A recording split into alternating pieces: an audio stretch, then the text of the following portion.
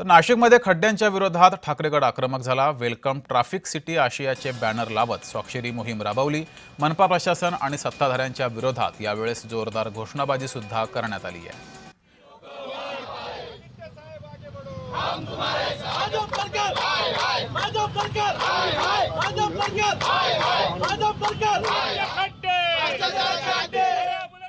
संपूर्ण शहराच्या चारी कोपऱ्यामध्ये खड्डे पडलेले।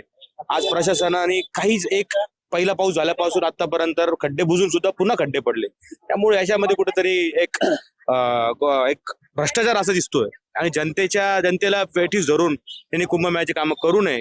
जनतेच्या सोबत शिवसेना आहे।